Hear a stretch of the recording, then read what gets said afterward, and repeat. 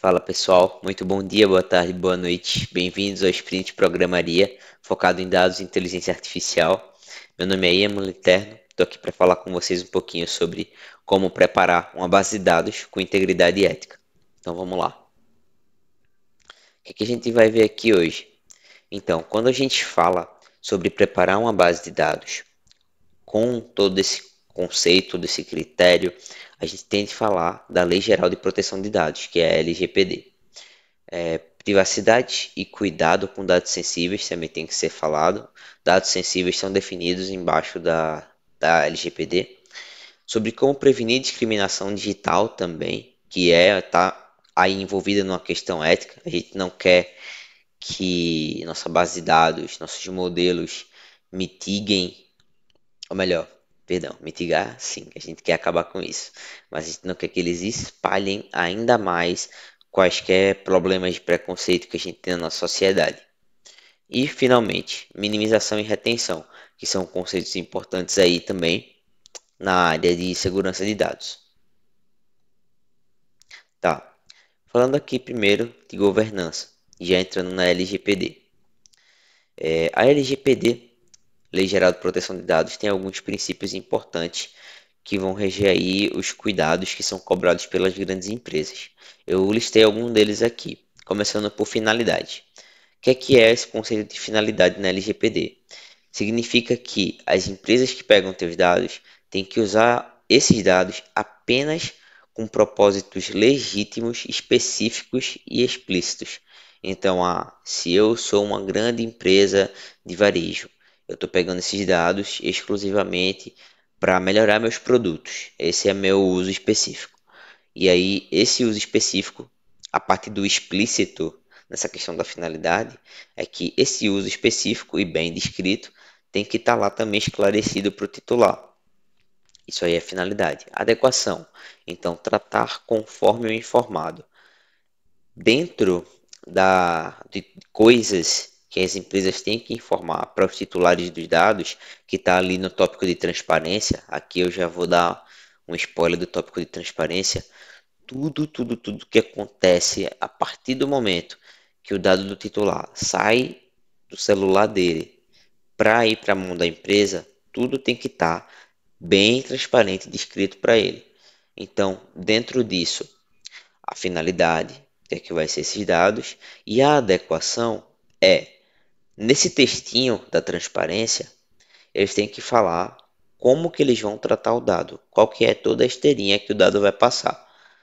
E o que eles vão fazer na vida real, na hora do vamos ver, tem que estar adequado ao que eles descreveram, certo? Necessidade.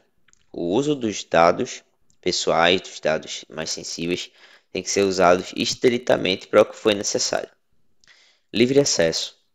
O titular tem que ter livre acesso à consulta. A consulta tem que ser não só livre, mas facilitada e gratuita sobre a forma e a duração do tratamento dos dados e tudo mais, sem limite de tempo, de quanto que ele pode acessar, como eu disse, facilitada.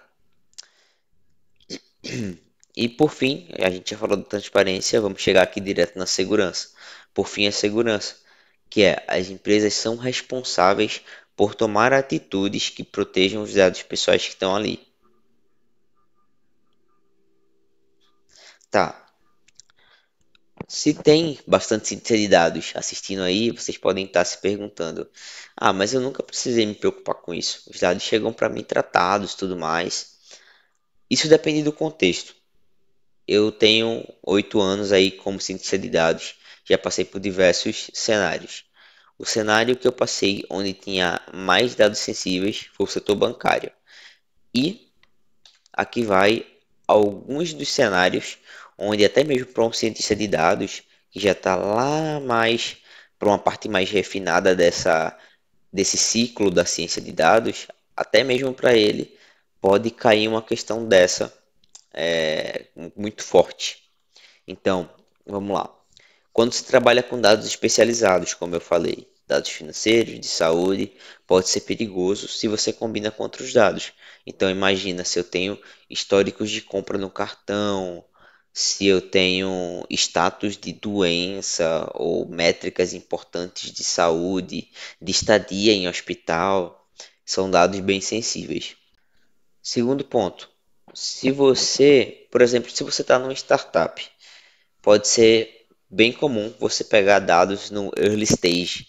Não é, startup normalmente vai ter um time mais reduzido, às vezes você vai estar lá dividindo serviços de data engineer, então é mais provável que você pegue dados em early stage e essas coisas têm que ser observadas por você.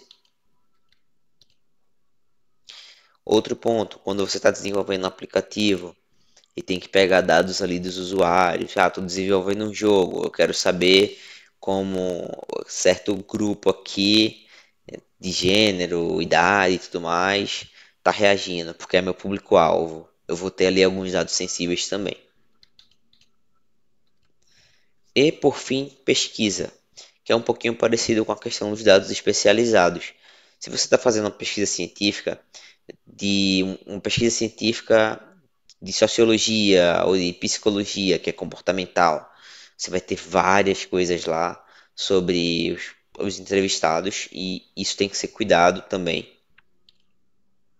Bom, e por que dá tanta atenção a isso? Pera aí que eu vou ter que me tirar aqui da frente. Vou sair um pouquinho aqui de cena. Essa informação aqui eu peguei dessa universidade aqui, da UNSW. Eu vou deixar nas referências para vocês. E tem aqui alguns exemplos de mau uso dos dados, tá? Por exemplo, em 2018, a Cambridge Analytics ilegalmente usou dados de 87 milhões de usuários do Facebook para pesquisa acadêmica. No Twitter, em 2019, eles admitiram que deram direito a pessoas, a empresas que trabalham com propaganda a acessar dados pessoais do usuário para melhorar suas campanhas de marketing. Google em 2020 deu acesso a localidades dos usuários para pessoas que trabalham também com propagandas. Em 2014 na Uber, essa foi uma das mais absurdas que eu achei. Existe uma função chamada Visão de Deus, que permitia que o time traqueasse a localização dos motoristas sem a permissão deles. E por aí vai. E a Morgan Stanley, por fim, em 2015, teve aí esse Financial Advisor, eu não fui atrás do nome dele, também deve estar oculto, né? Da Morgan Stanley, que ele foi culpado por pegar dados de 730 mil clientes e vender para um competidor. Perdão, tentar. Ele tentou fazer isso. Então, deixa eu voltar para cá. Tem mais um caso que a gente vai ver um pouquinho mais para frente, mas isso aqui é só para dar uma noção para vocês do quão urgente que é esse tópico. Essas empresas, elas são muito grandes, então quanto maior a empresa, mais ela precisa ser auditada, mais tem que ter protocolos e mais você, até mesmo como usuário, tem que ficar muito ciente sobre para quem que você está dando seus dados. Beleza, então vamos falar de identificar dados sensíveis. E está na hora de ir para o R. Então vamos. Beleza, cá estamos no R e a gente vai trabalhar com a base de dados que eu peguei no Kaggle, que é sobre dados bancários. Basicamente, é até recente, inclusive, um banco indiano bem grande pegou e analisou, disponibilizou dados de pessoas para que o pessoal no Kaggle conseguisse competir, testando quais seriam os melhores modelos para prevenir o risco de ceder crédito para essas pessoas, certo? Eu fiz uma pequena alteração, que foi colocar a coluna nome, só para a gente poder introduzir aqui ao primeiro método de proteger os dados que eu vou mostrar para vocês, que é a pseudonimização. Então vamos lá. Primeiro, vamos carregar nosso pacote de bibliotecas aqui, Tidyverse, e ler o dataset. Vamos dar uma olhada nele para ver o que a gente tem aqui. Ó. A gente tem, por exemplo, quanto tempo faz desde o último pagamento dessa pessoa. Cada linha representa um cliente, certo? Quanto tempo faz desde a primeira delinquency? O que é uma delinquency? É quando ele não paga. Quando delinquency em inglês representa um pequeno crime. Então, no caso, no setor bancário, é que ele fez uma dívida e não pagou. Quanto tempo faz desde a delinquência mais recente e assim por diante. O Data Engineering tá, pelo menos o básico aqui, tá majoritariamente feito. E a gente tem também algumas variáveis de classificação, como status marital, educação, idade, gênero e ganho mensal. O que acontece aqui? Existe algumas definições do que é dado sensível e o que não é. Nem todo dado pessoal é um dado sensível. Então, por exemplo, idade. Idade ela não é um dado sensível por si só. Dependendo do contexto, ela pode ser. Se ela estiver junto com outras coisas que permitam com que a pessoa seja identificada. Então, poxa, idade com gênero e salário, e educação, e status marital, se a gente não mexer em nada aqui, fica preocupante, não é verdade? Então, principalmente com o nome. Só o nome já ele sozinho é um dado sensível, terrivelmente sensível. Então vamos lidar com isso primeiro, criando um data frame sem nome. O que a gente vai fazer aqui? Para quem não está familiarizado com o Tidyverse, isso daqui é o pipe. Talvez para quem está usando o Tidyverse, mas não atualizou o R, deve estar usando ainda aquele outro pipe que é assim. É a mesma coisa, tá? É o mesmo pipe. A diferença é que esse daqui é o nativo, agora o R tem seu próprio pipe. A gente vai usar a função mutate, que permite que a gente mude ou crie uma coluna. Então a gente vai chamar aqui de ID. O que a gente vai fazer? O básico. O nome dessa técnica é pseudonimização, onde a gente vai pegar e substituir uma coluna com informações sensíveis por outra coisa.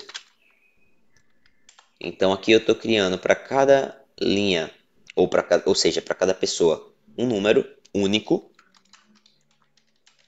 Com isso eu consigo tirar o nome. Então, se eu der uma olhada aqui, ó, só para averiguar, eu tenho meu ID criado aqui e naquele grupinho de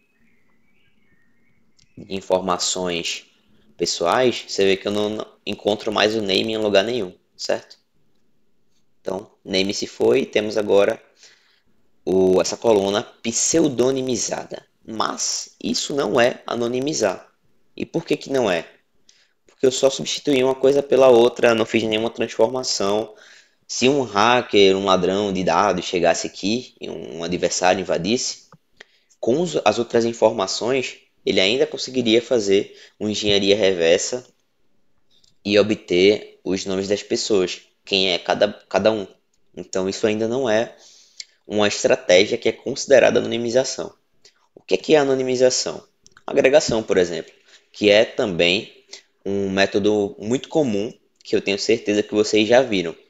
O que é agregação? É quando você forma grupinhos para desassociar a informação de uma única pessoa. Então, por exemplo, a gente pode fazer isso com idade. Ao invés de ter pessoas aqui, ó, esse homem tem 40 anos, esse outro homem tem 34, esse outro tem 48. A gente pode falar que esses três homens têm entre 30 e 40 anos. Ou melhor, 30 e 50 anos. Isso é agregação. Assim, essa informação não pode mais ser linkada a apenas um deles. Beleza? Então, vamos começar aqui a construir uma função que vai cuidar dessa agregação para a gente. Eu vou trabalhar com funções e eu recomendo que vocês façam a mesma coisa no dia a dia, porque facilita muito, ajuda o teu código a ser mais reprodutível. Se você está transformando ali as coisas em funções, em parâmetros, é mais fácil de ajudar alguém no futuro ou até você mesmo a reutilizar aquilo ali. E o que é que eu estou colocando como entrada, tá? Essa função ela pode receber a minha base de dados, ou melhor, ela precisa receber a minha base de dados, qual que é o nome da coluna e em quantas caixinhas eu vou querer quebrar aquela minha variável. Então aqui, o que é que eu vou fazer? Eu vou usar duas funções nativas do R para me ajudar com isso. Ou melhor, três. Eu vou usar a função sec, que vai criar uma sequência. Vou usar a função quantil, que vai achar os quantis, decis, percentis de cada vetor nos pontos que eu quiser, ou em 10%, 20%, seja onde for. E vou usar o cut, que vai fazer os bloquinhos de corte de acordo com o que eu encontrar no meu quantil. Por que eu estou usando o quantil? Se eu só usasse o cut direto, para quem já conhece o R sabe que a função cut já tem essa função de quebrar em blocos. Então, se eu fizer aqui, ó, eu criei um vetor de 1 a 100 e pedi para ele quebrar em 10 blocos. Ele quebrou. Tem aqui tudo bonitinho. Só que, se eu não tiver uma coluna com dados equivalentes, assim, uniformemente distribuídos, eu posso ter caixinhas que vai ter uma ou duas pessoas e, sei lá, 90% da minha base de dados se concentrar numa caixinha só, em pessoas entre 40 e 50 anos, porque simplesmente é o viés da minha base. Quando eu uso o quantil, ele divide em partes perfeitamente iguais. É por isso que a gente vai usar o quantil aqui, beleza? Então, para usar o quantil, eu preciso transformar essa informação de que eu quero 10 caixinhas numa informação de percentual, porque é como o quantil trabalha.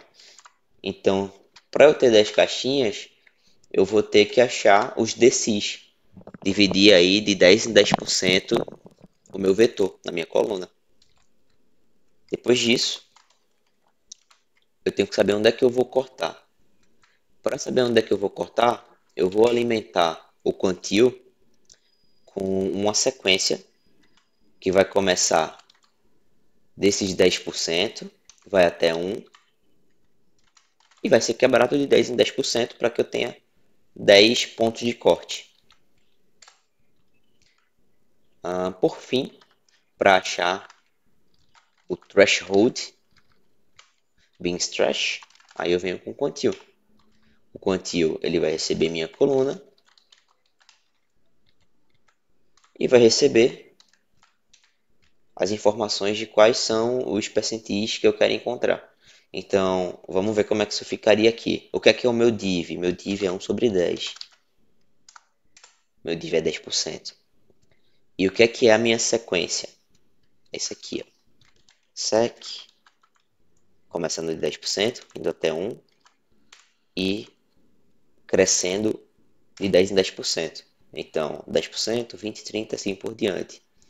Se eu jogo isso dentro da função quantil, vamos supor aqui, estou inventando um vetor de 1 a 100. E eu vou jogar essa sequência dentro da função quantil.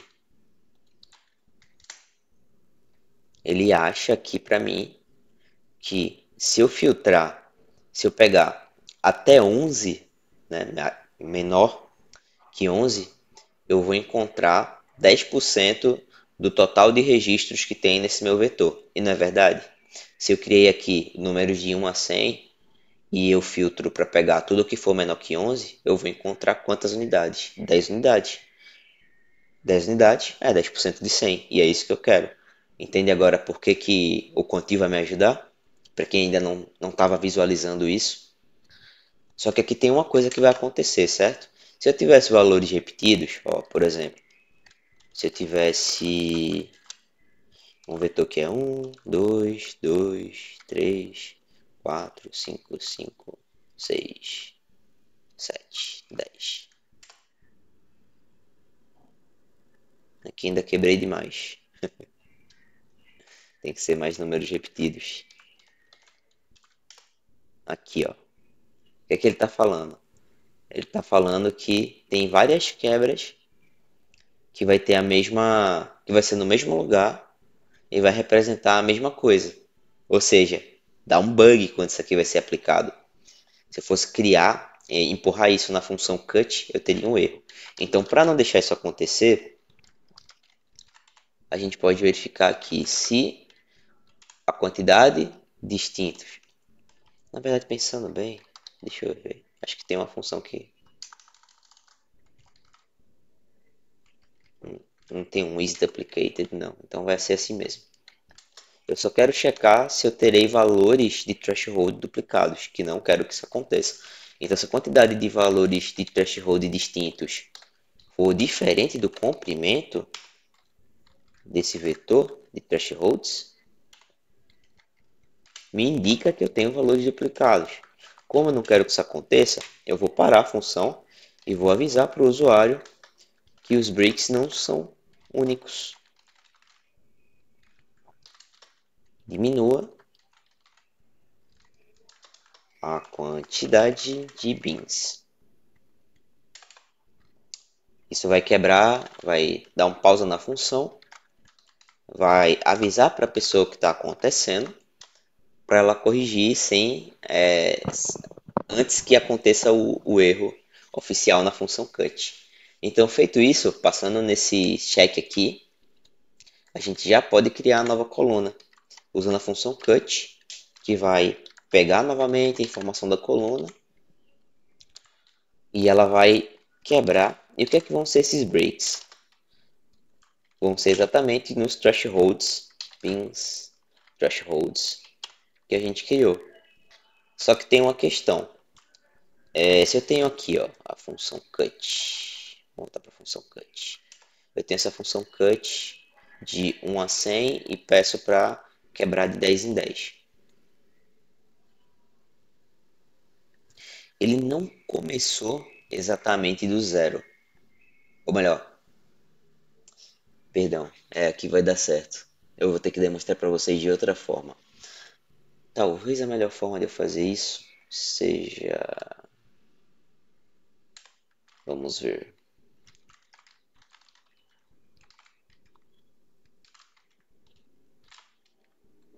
Vou deixar assim para a gente fazer um teste. Para não me adiantar e falar abobrinha.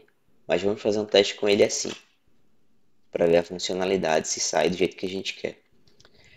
Eu quero que essa função retorne um novo data frame com essa coluna já atualizada.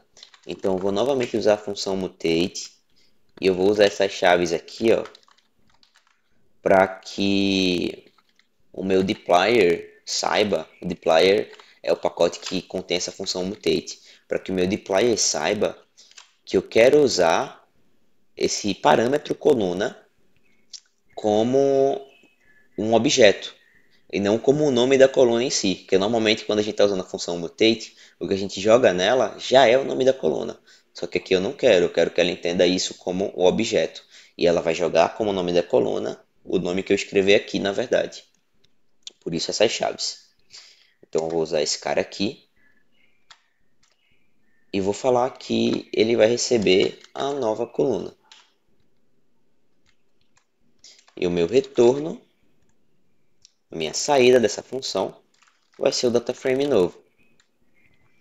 Vamos fazer o teste aqui. Já eu salvo isso. Vamos fazer o teste aqui. Então, como que a gente pode testar? Aggregate, df, vamos mexer na coluna age e vamos deixar o bins igual a 10.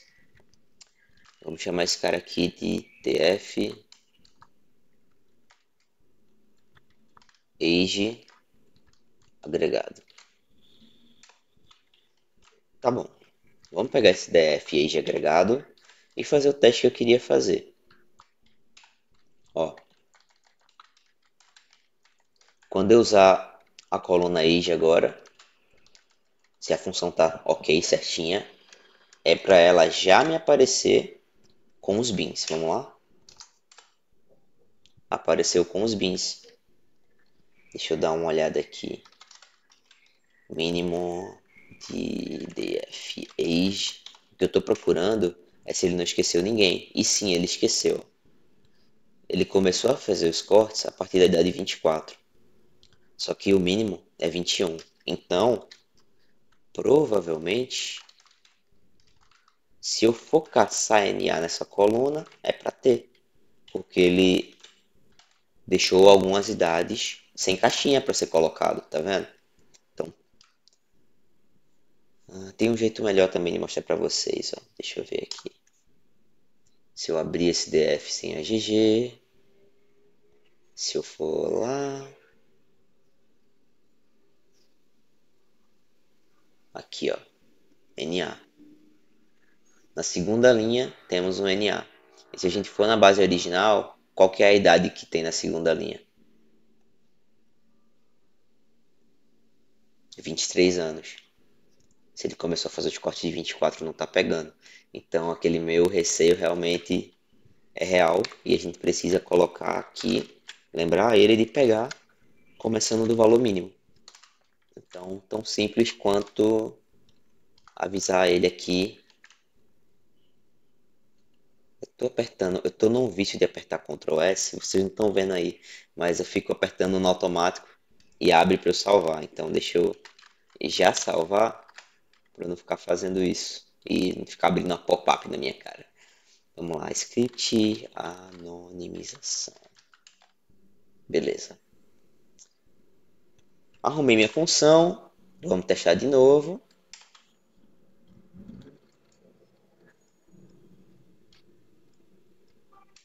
Agora sim. Todo mundo abarcado. Nenhuma caixinha com uma quantidade muito diferente de observações, que é o que o Quantil permite a gente. E se eu for olhar, caçar por NA, hum,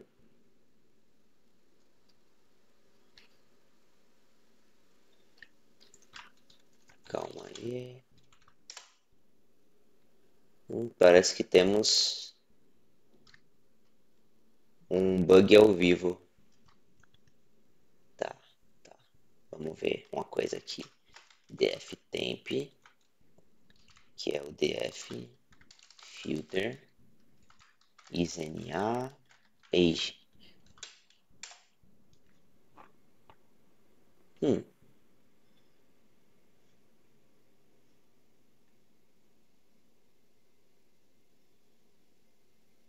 ué.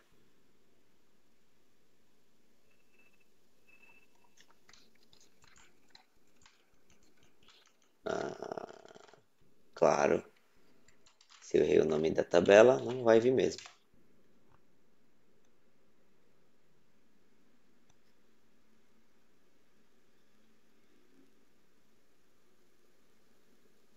Que é essa galera com NA?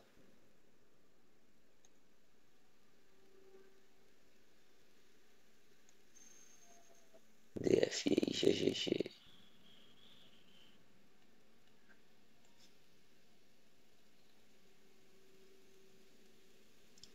No hands-on, como é hands-on, é um workshop hands-on, eu vou deixar isso no ao vivo pra gente resolver junto.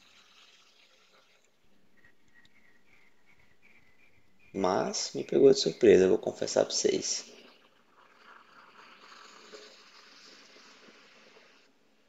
Qual que é o ID que tem NA? Vamos achar um ID que tem NA.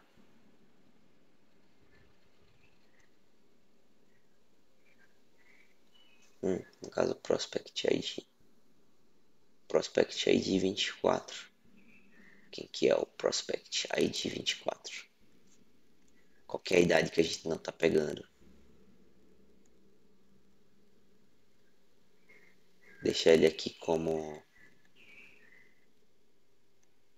um dos primeiros para facilitar. Ah, claro, claro. Eu não tenho que colocar só o mínimo. É o mínimo menos um. Porque a primeira caixinha que ele abre não contém, ó. Quando tem um parênteses aqui, ele está falando, me dê as pessoas que têm entre 21 e 24 anos, mas incluindo 24 e excluindo 21. Por isso que eu preciso colocar o mínimo menos um lá. Deixa eu ver só se o máximo é... O máximo é 77 mesmo. Mas só como sanity check, vamos ver aqui. É isso. Então o máximo vai estar incluso. A gente só precisa fazer mais uma coisinha aqui. Eu vou até tirar daqui de dentro porque está ficando muito bagunçado. Então, início beans vai ser mínimo menos 1. E aqui ele vem para cá. Vamos fazer mais um teste. Maravilha.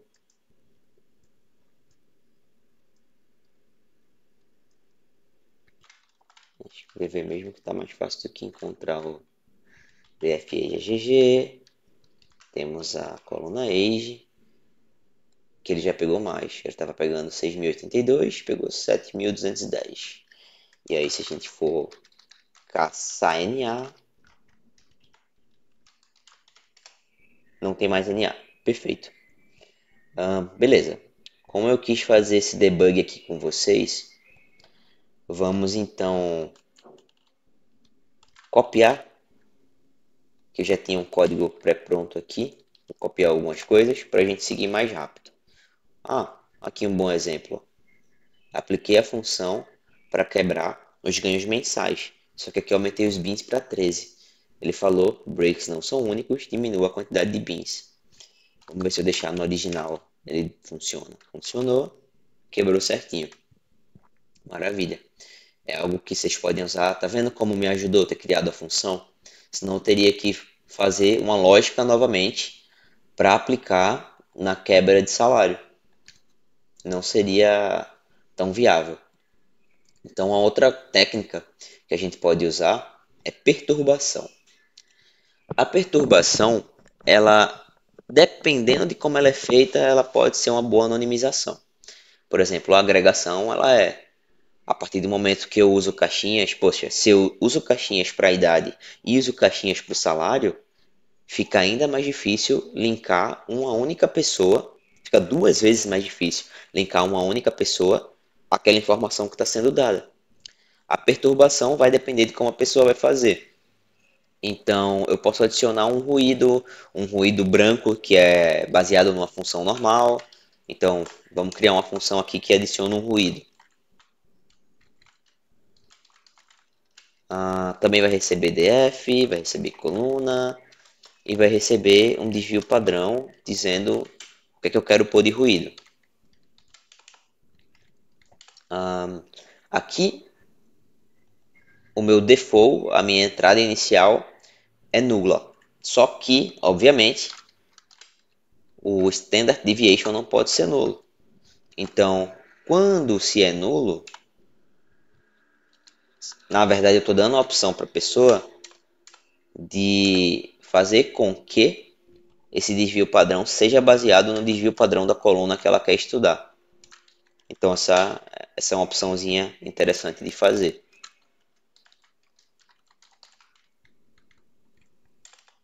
O que é que vai ser o meu df novo aqui? Como é que vai ficar a carinha da minha transformação? Vai ser a minha coluna. Novamente a gente vai precisar aqui das chaves para ele reconhecer que ele tem que usar a coluna como um objeto. Ele vai dentro da própria base, por isso data, e vai encontrar sua coluna.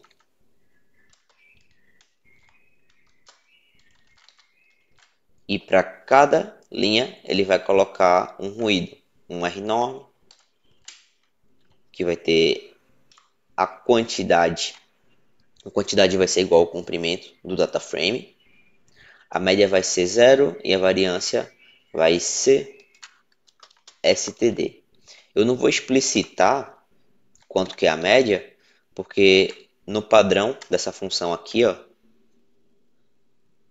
vou ter que sair da frente. Acho que se eu só subir aqui, vocês conseguem ver. Vocês estão vendo aqui, ó, que o padrão já é 0. Por isso que eu não preciso mexer. E se eu não colocasse nada no desvio padrão seria 1. Então, o que é que ele vai fazer? Ele vai atribuir A cada idade, cada income, ele vai atribuir um certo desvio padrão. E uma coisa que eu posso fazer aqui, para vocês verem quanto que está pondo de ruído, né? Eu posso colocar só o ruído numa outra coluna, só para a gente dar uma olhada. Essa função aqui é mais facinha de fazer. Aqui eu já retorno meu df novo. Certo? Vamos rodar essa função. Maravilha. Df age noise. Vou colocar dic ruído. Df age. E eu vou deixar ele vai decidir aí qual que vai ser o desvio padrão de acordo com o desvio padrão das idades. Certinho. Se a gente abrir esse cara aqui,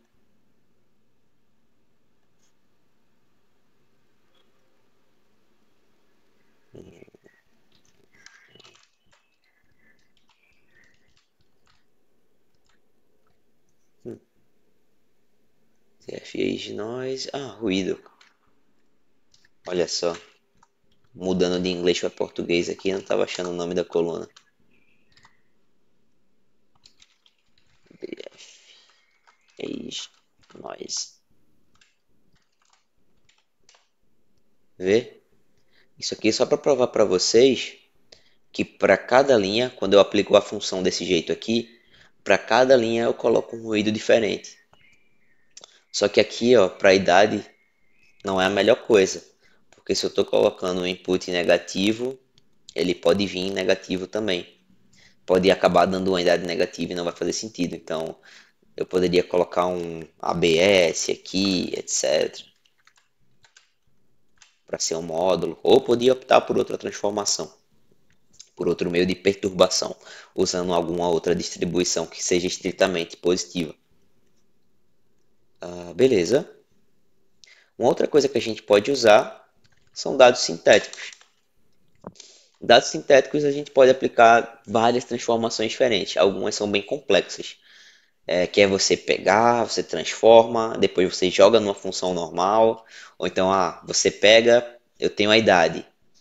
Aí, ao invés de usar a idade, eu substituo a coluna por uma distribuição normal, que obviamente vai ter como comprimento o tamanho do meu data frame, vai ter como média a média da idade e vai ter como desvio padrão o desvio padrão da idade. Por que que se faz isso? Assim, por que que a gente poderia fazer isso, né? Não é que se faz isso. Não sei falar para vocês o quão popular é essa estratégia. Mas se eu faço isso, eu tenho uma geração de dados aleatórios. E se eu for calcular as estatísticas, eu vou preservar a estatística da variável real, com ruído mínimo. Eu poderia colocar um round aqui para ficar mais. Se eu colocar um round aqui, eu vou perder um pouco mais, obviamente, um pouco mais de acurácia com a informação verdadeira. Opa.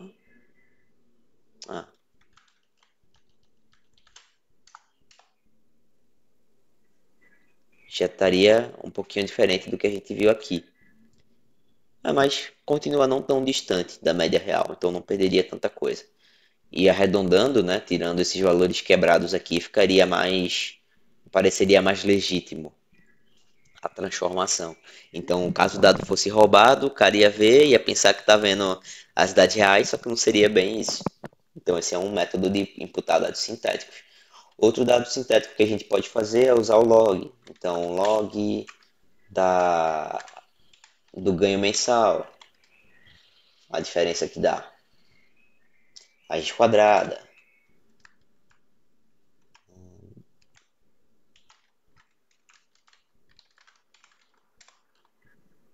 E assim por diante. Raiz cúbica, por aí vai. Ou até mesmo a transformação complexa que eu falei. Vou até deixar salvo aqui. R9.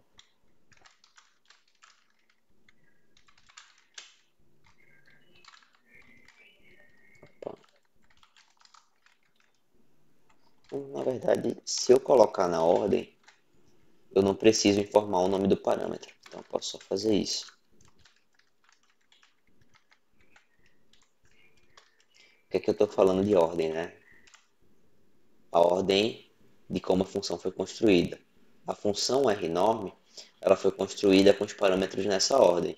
Então, se eu imputar na exata mesma ordem, então, se a primeira coisinha que eu colocar for o n, a segunda a média e a terceira o desvio padrão, tá tudo bem, eu não preciso especificar o que é o que. Mas se eu quisesse colocar a quantidade de linhas como a última coisa que eu vou escrever, eu teria que especificar que isso daqui é o n, para ele não se perder. Beleza, tudo certo. A gente vai entrar num outro tópico, pessoal. Privacidade diferencial. E aqui, vamos ver o quão bom eu tô em mexer no OBS. Hum,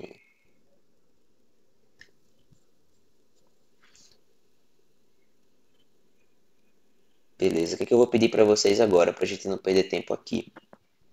Eu vou pedir para que vocês abram o slide e eu vou acompanhar aqui em paralelo. Se vocês forem lá nos slides que eu preparei para vocês, no slide 12 eu tenho um resuminho sobre privacidade diferencial. É uma técnica de proteção de dados que garante a inclusão ou exclusão de um indivíduo em um conjunto de dados, de maneira que não afete significativamente o resultado de uma análise. Quais são os principais conceitos? Ter um ruído controlado, por exemplo, o que a gente vai ver aqui rapidamente é o método de Laplace. Ele tem um parâmetro de sensibilidade que mostra para a gente qual que é o impacto que a mudança de um único registro pode ter no resultado da função. Ou seja, se a função tiver alta sensibilidade, a gente precisa ter mais cautela e proteger mais, e assim por diante. Certo? Então, o que é que a gente vai fazer agora? Vamos continuar aqui no R e falar um pouquinho, demonstrar um pouquinho de como que a gente faz isso. Eu deixei para vocês um material muito bom sobre privacidade diferencial. Parece com o que a gente já fez aqui, só que eles vão privatizar não. Eles vão tornar privada a função. A transformação ela ocorre na aplicação da função que está sendo aplicada. Então, vamos entender o que está acontecendo. Eu vou utilizar, para demonstrar isso, seria toda uma outra aula, mas eu quis muito trazer um pouquinho disso para vocês, uma pincelada disso para vocês. Então, vai ter um pacote que eu não avisei a princípio, eu fui encontrar depois também, que eu vou pedir para que vocês instalem. Vocês podem usar aqui o DevTools, ele já está no CRAN, deixa eu até confirmar aqui. Se vocês abrirem, aqui vocês conseguem ver também, acompanhar comigo, uma pop-up. Então, se vocês digitarem aqui diff priv, vocês não precisam usar o CRAN, vocês podem vir direto aqui. Mas eu vou deixar disponível também para vocês, se vocês quiserem pegar a versão mais atualizada e vocês tiverem o DevTools instalado na máquina de vocês, certo? Vocês podem vir no... Deixa eu copiar aqui para economizar os dedos.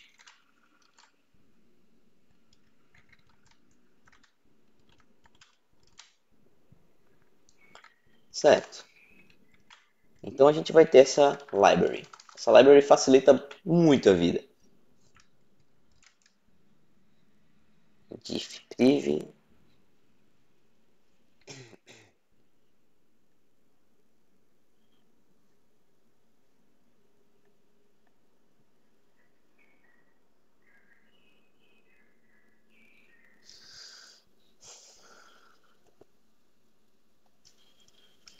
Deixa eu pegar um exemplo aqui para vocês. Vamos tratar de jogar um ruído no dinheiro, no income. O que a gente vai fazer?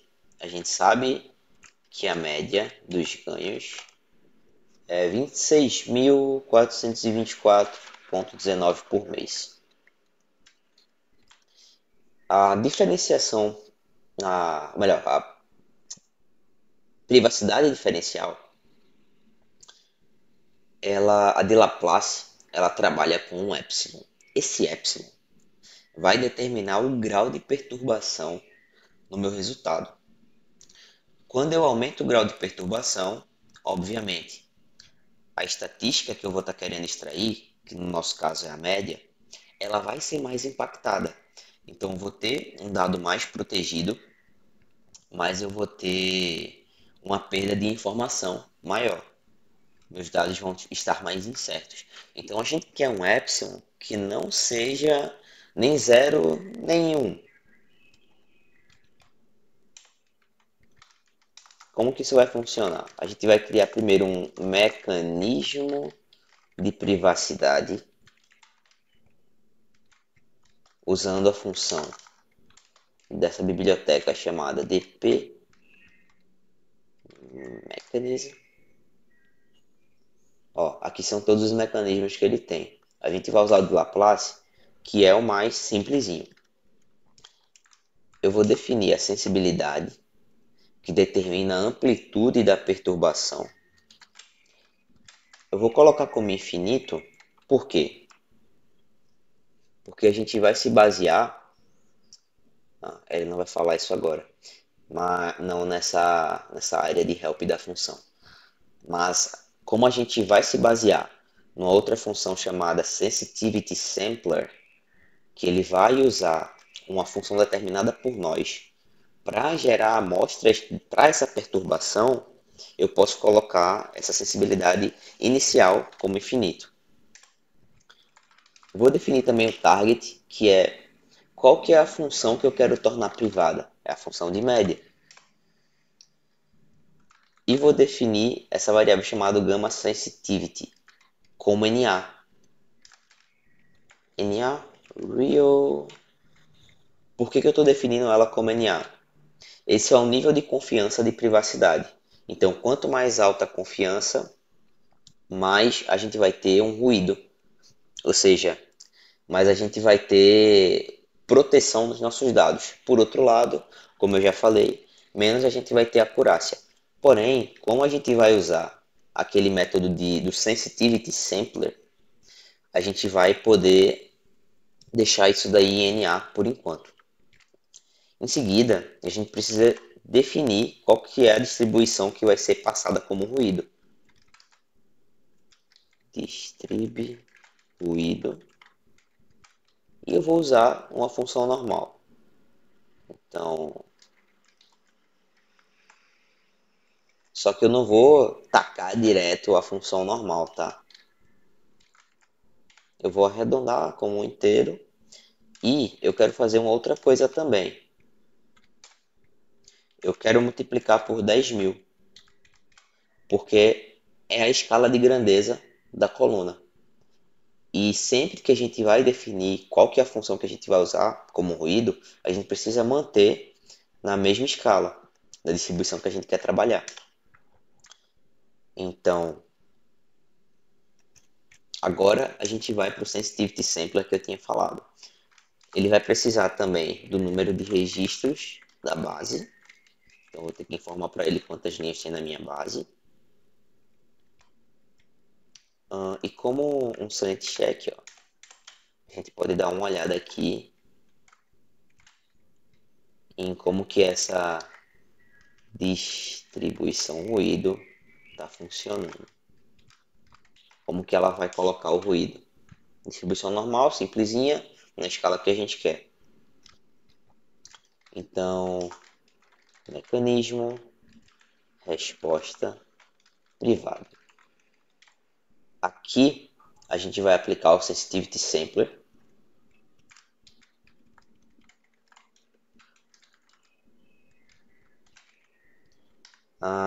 Ele precisa saber qual que é o objeto de privatização, que é o nosso mecanismo que a gente vai utilizar.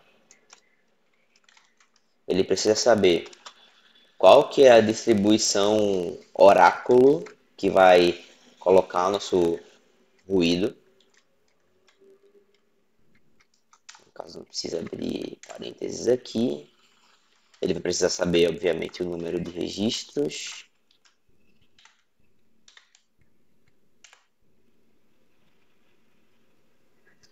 E tem o M e o gama também. Deixa eu abrir aqui que acho que vai ficar mais fácil. Ó, o M a gente vai definir como o escalar, como um escalar positivo, que vai substituir essa sensibilidade aqui. Então o M é a mesma coisa relacionada à sensibilidade. Aqui eu deixei ele meio que neutro, o que representa neutro, para que eu pudesse defini-lo aqui. Então vamos supor que eu quero uma taxa de sensibilidade igual a 4. Isso daí é uma coisa que você pode ir testando e pode ver o resultado, se a perturbação no resultado, a perda de acurácia que você vai ter é aceitável em relação à privacidade que você está ganhando. E o gama também, que eu deixei para definir aqui, a gente pode só rodar. Então ele avisa como ele está fazendo a amostragem e eu já consigo ter a resposta. Então resposta priv diff, usando o release response, usando o mecanismo que a gente criou, mecanismo resposta privado,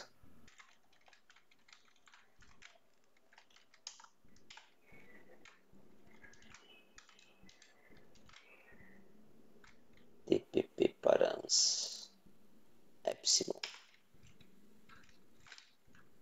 Aqui a gente vai definir o epsilon. Lembra que a gente não quer nem um epsilon igual a 1, nem um epsilon igual a 0.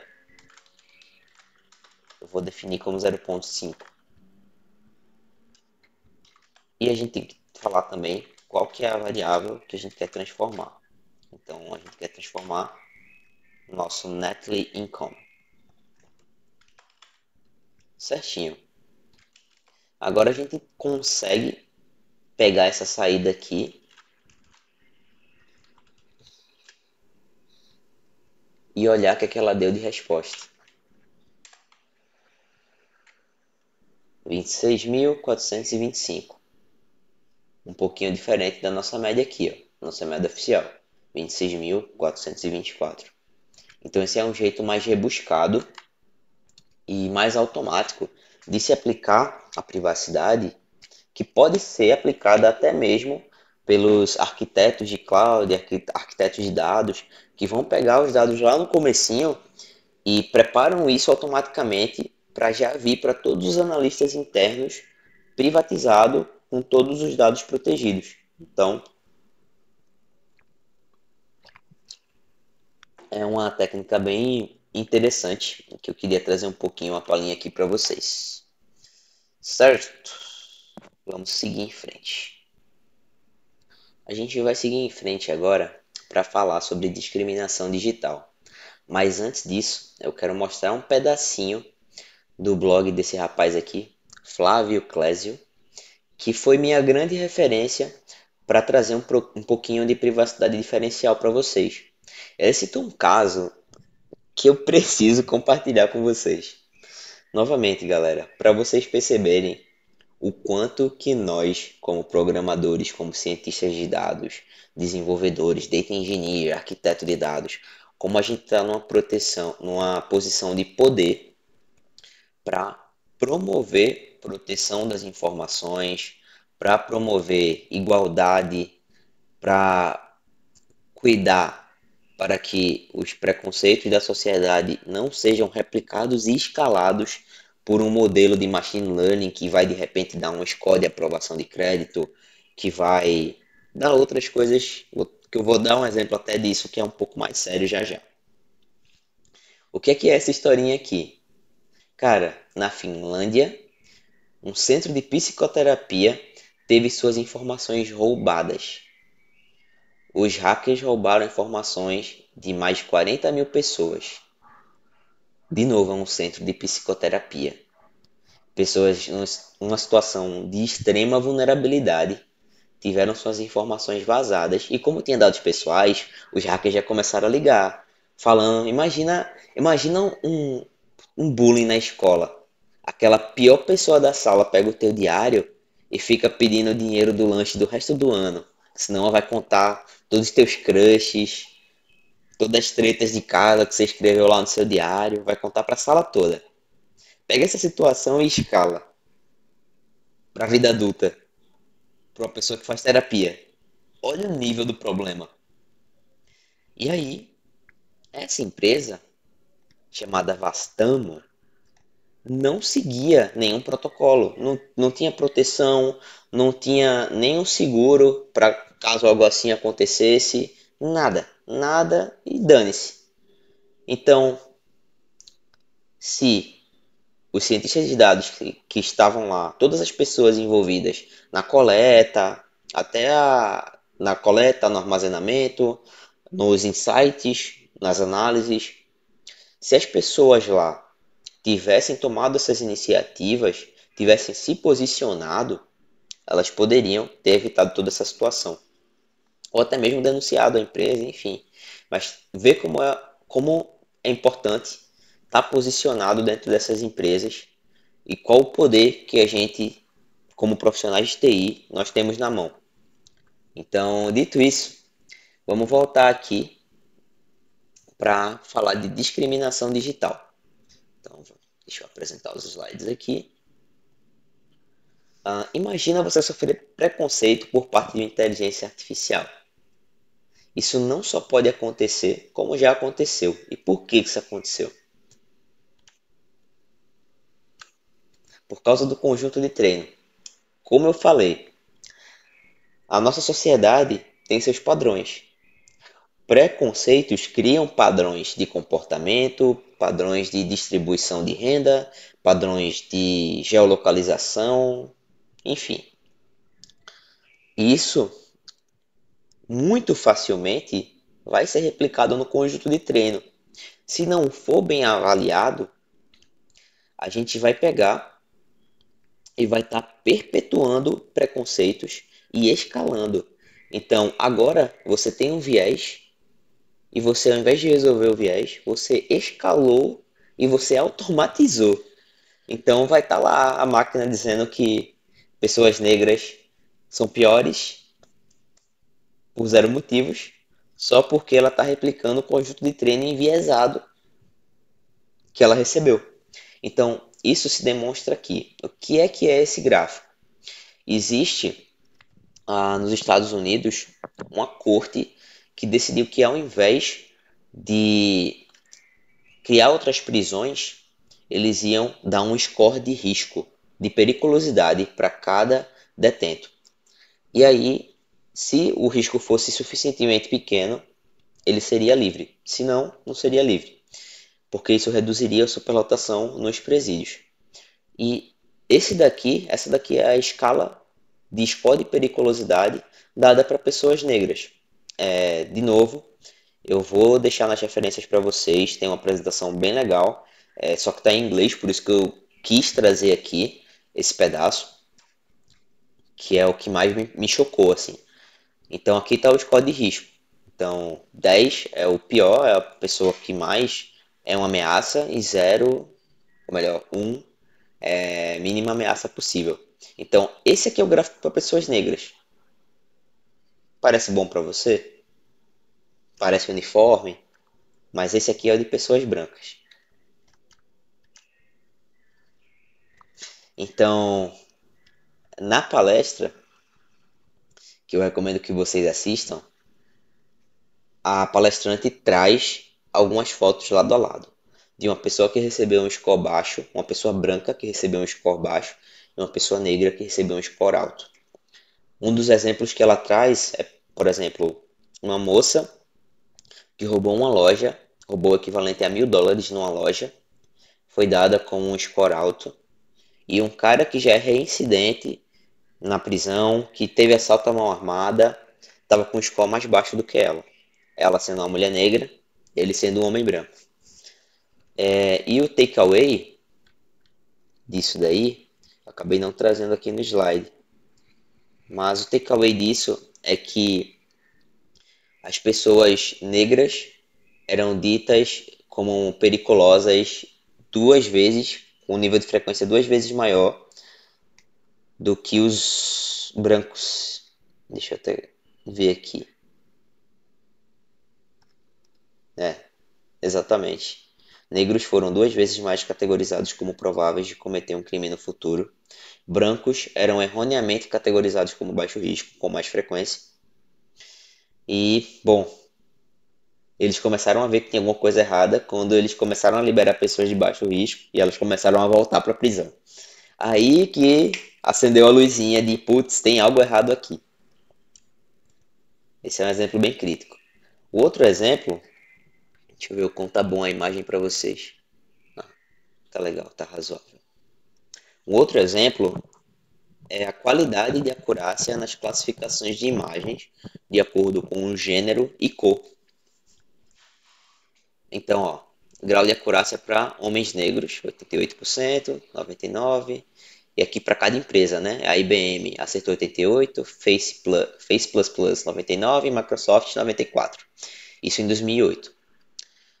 Mulheres negras, olha a taxa, cara. 65%, 66%, 79%. Agora vamos para os brancos. Homem branco, 99,7%. Mulher branca, 93%. O largest gap é a diferença entre a categoria que é melhor acurada, ou seja, homem branco, e mulher negra, diferença de 34,4%. Depois dessa auditoria que aconteceu em 2018, eles reavaliaram o seu modelo e isso melhorou, deu uma melhorada. Mas só, nem para todo mundo. Da Amazon, do Kairos, permanece bem ruim. Da Microsoft, Microsoft Face++ foram os mais aceitáveis. Mas esse tipo de coisa, nós também estamos num lugar de muito poder, porém, na minha visão, é um pouco mais complexo. Você tem um range de coisas que você pode fazer um pouco mais limitado. No exemplo de privacidade que a gente acabou de falar, se você, mesmo como um data scientist, vê que ainda chegou para você um dado sensível, tem N coisas que você pode fazer ali, até escrevendo na mão mesmo. Aqui é um pouco mais complexo, porque se trata do conjunto de dados. Então, basicamente, o que você pode fazer, ao meu ver, que já é uma coisa que eu não gosto muito de fazer, é pegar a categoria de mulheres negras, que normalmente tem uma classificação tão pobre, porque ninguém se importou em coletar tantos dados de rostos diferentes de mulheres negras, e você fazer uma augmentation desses dados, que é gerar mais dados sintéticos de mulheres negras. Como eu sou estatístico, aí é uma opinião completamente pessoal. Eu não gosto muito de gerar dados sintéticos, mas hoje a gente tem ferramentas bem poderosas e robustas para gerar dados sintéticos. Uma outra forma seria jogar um pouco de dados fora mesmo, fazer um subsample. Provavelmente tem um monte de homens aqui diferentes, por isso que eles classificaram tão bem. Então, reduzir um pouquinho, jogar um pouquinho desses dados fora, para deixar a distribuição mais igualitária dos targets. Também usar técnicas de regularização ajudam.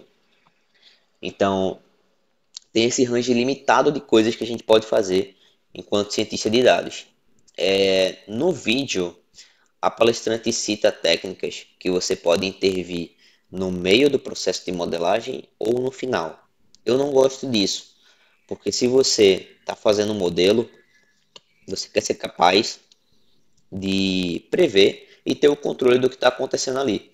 Se você acrescenta uma ferramenta que vai mexer no resultado do teu modelo, na minha cabeça não faz tanto sentido.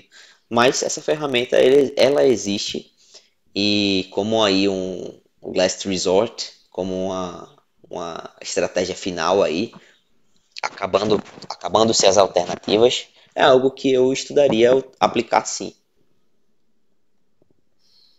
Então, algumas atitudes para mitigar a discriminação digital: fazer um check em todas as fases, considerando variáveis onde a discriminação atual já existe. Então, a gente vai ver um pouquinho de como isso é na prática. Eu vou novamente voltar para aquela base de dados para vocês, com vocês,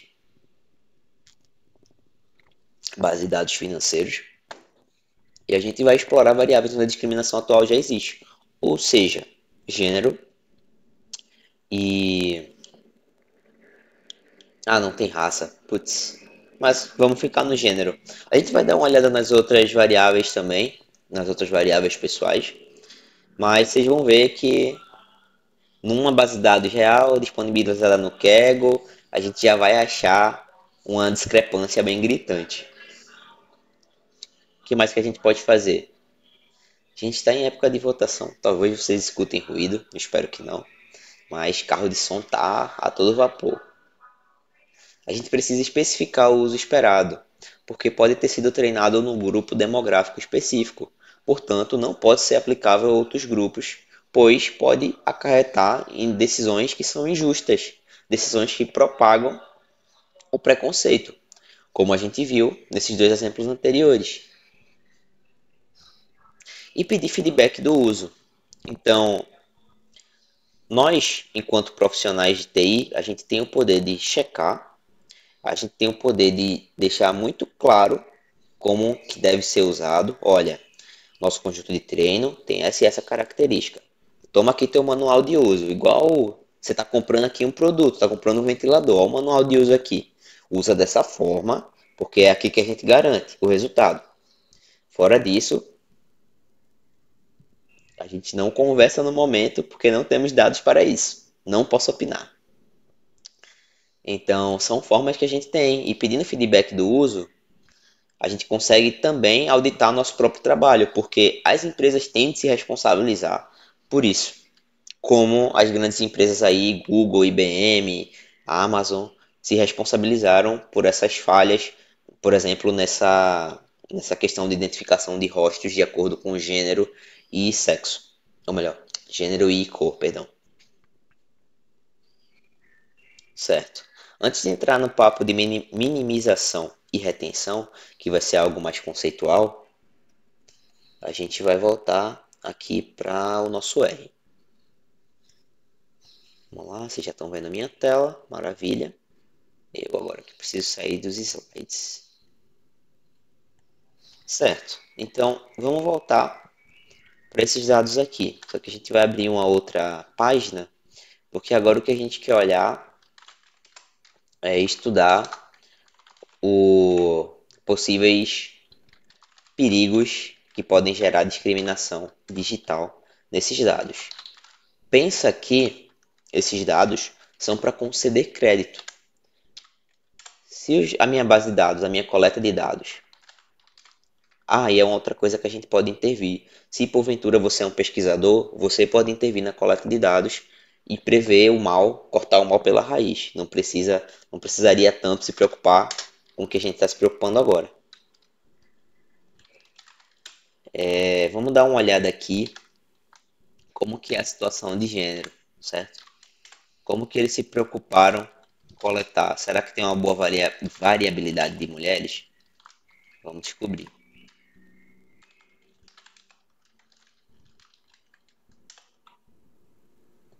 Vocês conseguem ver aí, né? Deixa eu ver se eu consigo dar um zoom. Não. Vou ler aqui para vocês, só por segurança, caso vocês não estejam vendo tão bem. Mas peraí. Não vamos ser mirins. A gente pode dar zoom.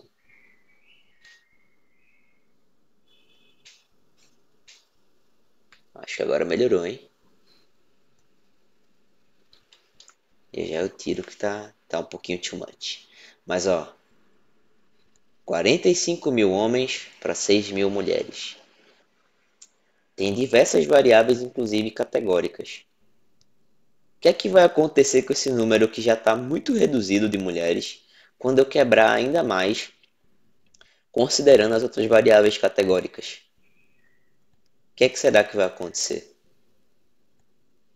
Então vamos colocar aqui, se eu fosse olhar, se eu fosse fazer como uma pessoa que já trabalhou no banco, Eu sei que, na verdade, deixa pra lá, eu não acho que eu possa revelar essa informação aqui. Como estatísticos, como data scientists, assinamos contratos. Mas o que eu vou dizer para vocês é, se a gente está usando variáveis no conjunto de treino, elas podem impactar o resultado, que é a decisão de emprestar ou não crédito para a pessoa. Então, vamos supor que ser casado é uma variável que é muito forte para essa decisão, para essa tomada de decisão. Inclusive é uma coisa que a gente pode ter uma noção aqui agora.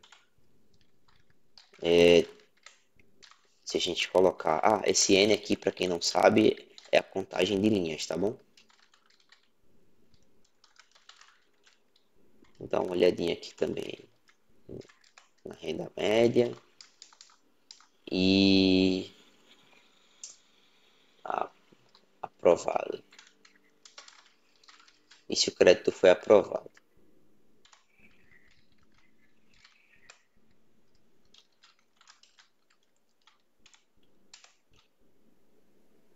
Hum, pera aí. Não é simples assim. São várias categorias de decisão. Tá, então não vai dar pra gente ver tão fácil assim.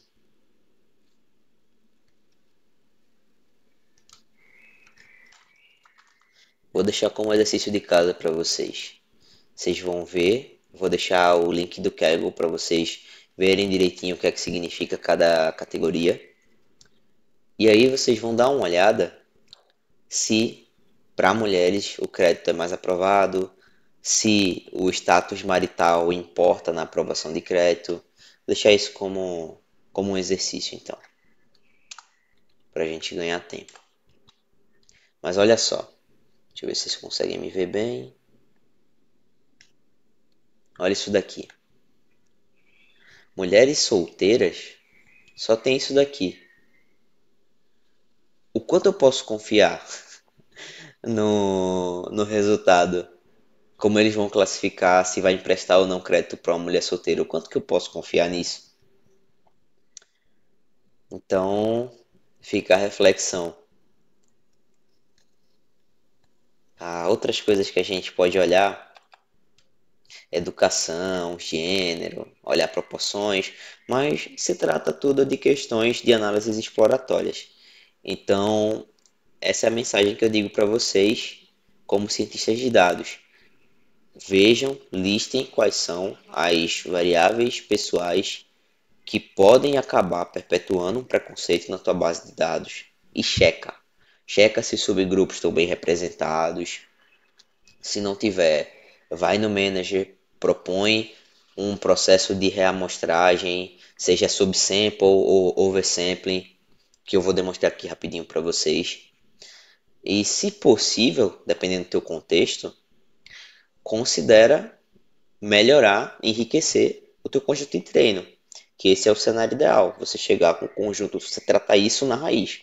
Chega com um conjunto de treino ético, que já chega que já chega representando todo mundo, representando de fato a população, se ele for tomar decisões sobre todo mundo. Beleza? Então, tem mais um pacotinho aqui que eu acredito que eu não deixei para vocês, mas ele também está disponível no CRAN, vocês conseguem instalar com facilidade, que é o Rose. Essa biblioteca vai ajudar vocês a fazer o oversample. Então, aqui eu faria oversampled.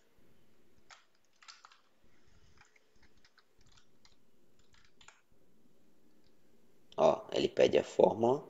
Então, eu quero fazer o oversample baseado no gênero. Aí ele pede data, df. Ele pede o método Quero fazer um oversample. E aqui é um pouquinho diferente. Aqui você não vai falar, no N, você não vai falar quantos do gênero minoritário que você quer. Você vai falar a contagem que você quer, o tamanho que você quer que o teu dataframe total tenha depois que você fizer o oversample da classe minoritária. Então, como o meu tem 50 e poucos, eu vou querer que o final tenha 63. E aqui eu peço data para ele me retornar a base de dados. Então aqui, se eu fizer um sanity check, eu posso pedir dfgender da minha tabela original e posso pedir oversample data. A gente vê aqui que a gente tem bem mais mulheres. Talvez ainda seria interessante colocar regularizações, checar o resultado final para ver se o resultado final do predict não está aparentando mitigar não, perdão, escalar preconceitos. E aí, com isso, garantiríamos que não estamos aí escalando um problema social para uma inteligência que vai automatizar isso, entende? Então, essa aqui é a reflexão e uma tomada de consciência para todos nós, que a gente sempre se atente a isso. A gente tem, com grandes poderes vem grandes responsabilidades. A gente tem essa responsabilidade de ter esse carinho na hora de mexer nos dados, de ter esse olhar. É importante. Então, deixa eu parar aqui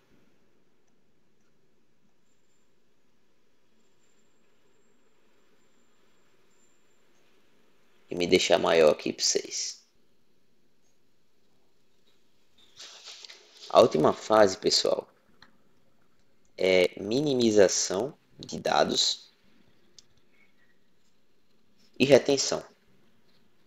Isso é uma discussão.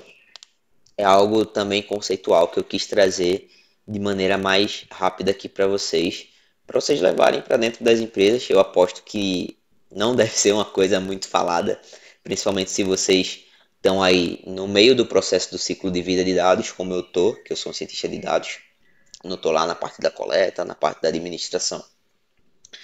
Existe esse conceito de minimização e políticas de retenção, que é quanto tempo que a gente vai deixar os nossos dados na base. Minimização é o quê? Vamos usar o mínimo possível pelo menor tempo possível. Então, usa, joga fora. Tem um histórico, menor histórico possível.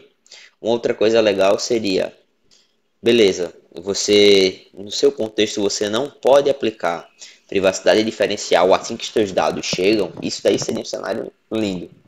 Mas se nem todo mundo tem a tecnologia suficiente ou tem a segurança suficiente que vai conseguir continuar suas análises, se fizer isso, o ideal seria, beleza, não faz, mas usou para o que você quer, imediatamente anonimiza. E você vai estar mais assegurado, o usuário vai estar mais assegurado para que não aconteça igual aquele caso da Finlândia. Imagina isso. Que absurdo. Imagina hoje carteira, o dinheiro. Dinheiro é tudo um número no celular. Imagina a invasão dessa acontecendo num banco, como alguns anos atrás teve o caso do Santander, que foi rapidamente encoberto, rapidamente pararam de falar sobre isso. Mas imagina o BO, que não pode dar isso daí, entende? Então é uma discussão que é legal trazer para dentro das empresas e se cada vez mais profissionais de TI tomarem consciência, e o conhecimento sobre isso não ficar concentrado em quem está no topo, é mais fácil de ocorrer uma mudança. Então, esse é mais um call to action. Para mim também, até que eu não estava muito consciente desses conceitos de minimização, nunca parei para fazer uma mesa redonda com um manager, com uma liderança para falar sobre isso, né? Essas grandes empresas têm essa questão do café com a liderança, que você pode trazer tópicos e levantar questionamentos como esse. Então é uma grande oportunidade e é um grande poder e responsabilidade que a gente tem na mão. Beleza?